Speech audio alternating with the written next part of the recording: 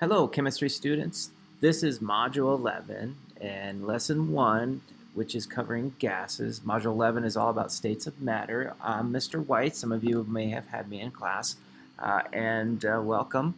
What I would like to do is just kind of go through our PowerPoint slides over here, and you know the routine. You should be copying down your notes into your notebook as you go along. Looks like this right here. First of all, there's some vocabulary or focus question that we could start with, which says, do all gases behave the same way? So we're going to study some gases in this lesson, and the vocabulary terms are right here. One of the review vocabulary terms is kinetic energy, and you may or may not know what kinetic energy is, so I think it's probably important that you understand that before we go much further. First of all, kinetic energy is the energy due to motion. So if something moves, it has kinetic energy. And that's based off of a Greek word meaning to move. Kinesiology is the study of movement. So objects have motion. They're constantly moving, and you can see right above me there's an example of some particles that are moving around. And really the theory is that all particles, or all matter, has particles that are in constant motion.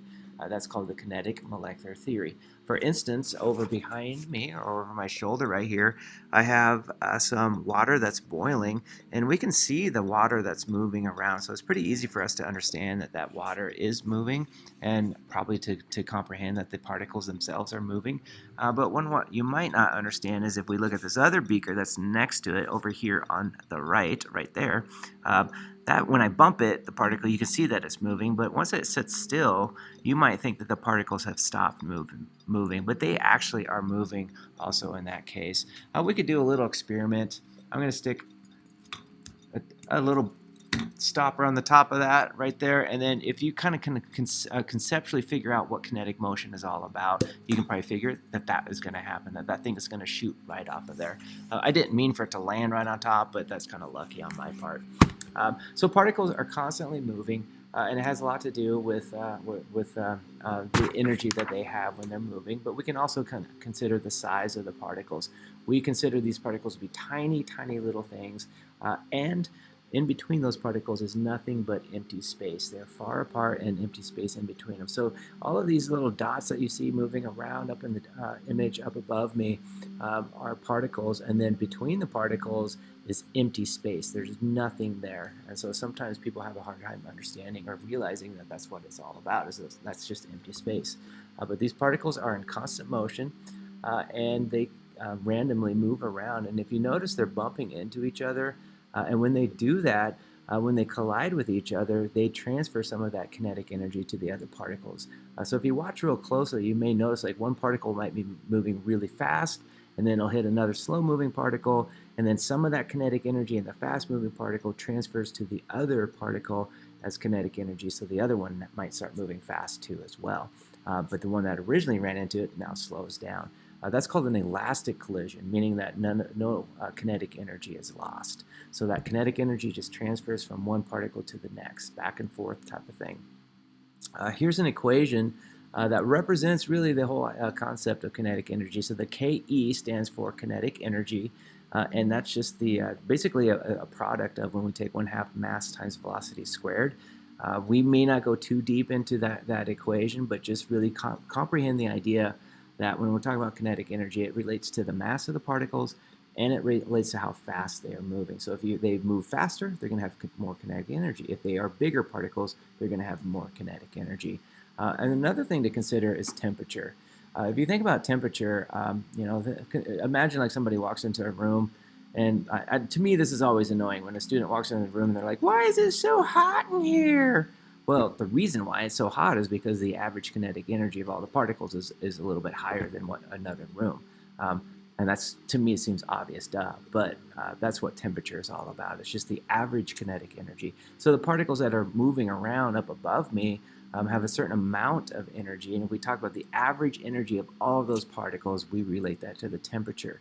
So this little gauge right here is showing what the temperature is. And if we start increasing the kinetic energy, so if I could add some heat to it, then those particles are going to start moving a little faster and a little faster and a little faster. So on average, they have more kinetic energy, so therefore the temperature is higher. So that's why it's so hot in the room, is because they have more kinetic energy. Okay. Also, another property of gas is the fact that we can, and it all has to do with the fact that there's empty space in between these particles right here. So you can see the particles moving around, all that empty space. Because there's empty space, we can actually squeeze the gas, and sometimes gas can expand too as well. So we can either expand or compress gas. The word compress right here might make sense if you know about air compressors. I have an air compressor right back there on the ground, right there. That's an air compressor. Its job is just to take gas and squeeze it into a smaller space, and then we can use it to do different types of work. So, I could hook it up to something like this right here. This is the other end, and then we could just fill this container with some air, and it's just increasing the amount of air that's inside of here. But then this is a closed system right now, and then I have a little device in here that shows other gas that's being squeezed in there too as well. But we could maybe possibly go into some more detail about what's happening in this little situation. If I release the valve at the end of here, and I can release some of that gas pressure, what happens then is the gas will start to expand into the room, and then there's a little syringe. If you notice that syringe is at a certain distance right there, what I'm going to do is I'm going to poke the end of it right over here, and when I poke that end, then watch what happens to the syringe. See that syringe? It starts to kind of like increase its volume. So you can see that the gas right inside of that syringe is starting to expand. Because I expanded the gas out here, it left into the room.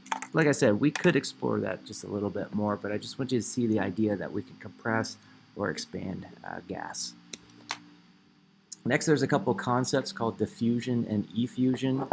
So diffusion is like if I have just some type of aerosol can and I spray it in the room, it's another gas in the room. It just moves throughout the whole room. So like perfume or something, if I had perfume on, or maybe cologne probably, if I had some cologne on, you would probably eventually smell it in the room because it starts going and dissipating throughout the room. That's what basically diffusion is. The opposite is effusion, and that's when you take like a gas in like a balloon or something.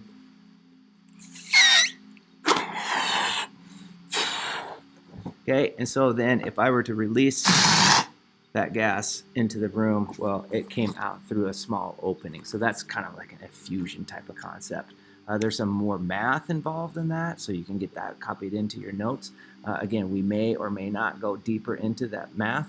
And there's another example of a math problem over here. Let me move this over so you can see the whole entire slide. Again, we may or may not go deep into that, but at least get the information down in your notebook. Okay, a couple more ideas about gas is that it does have pressure, and that's the particles that are bumping against other surfaces. So if you could imagine or picture this right here, if you were standing and you're like, if I just do a little drawing of you right here, every time one of those particles bumps against you, that's a tiny little bit of force that's acting on you. So me in this room right now, I'm being bombarded by all these particles that are bumping into me all the time. And so therefore, I'm experiencing what we call air pressure. And believe it or not, air pressure is actually, there's a lot of air pressure being pushed on us. It's like 14 pounds for every square inch of your body is the amount of air pressure that you're experiencing.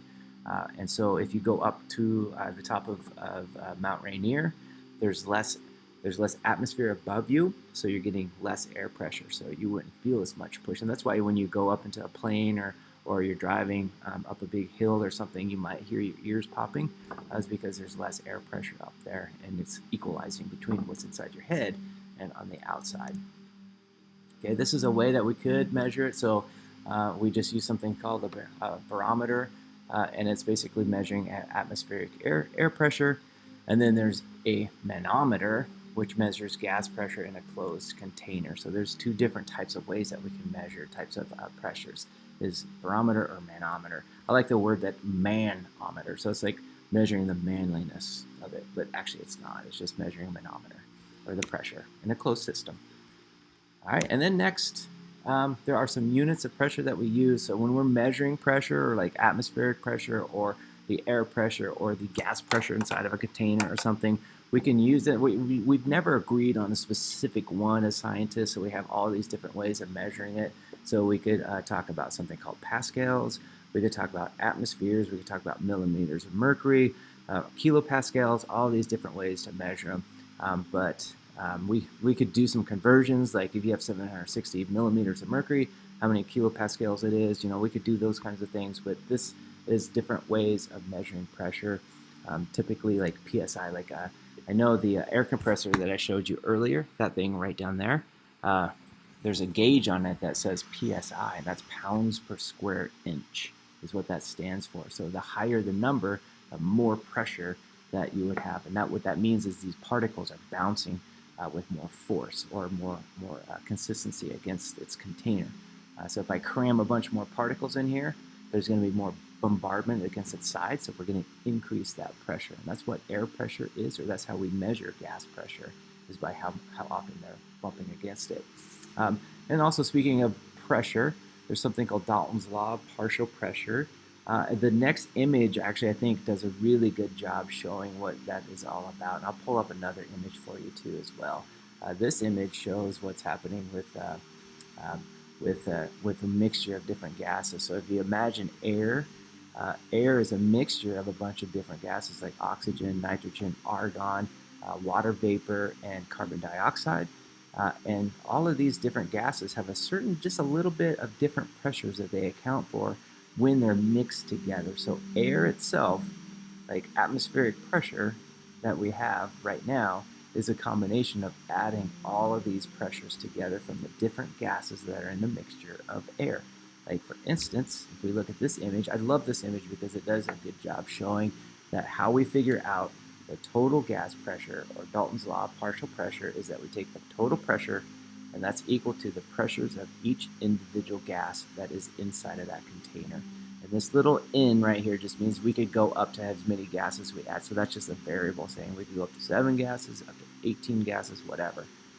In this case, this image down below, there's just 2 gases that we're looking at. So helium and nitrogen, if we add them together in a container, both gases are bumping against that container with a specific amount of pressure that those gases are exerting.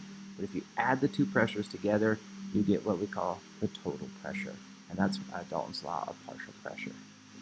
There's another little example right here of a mathematical operation.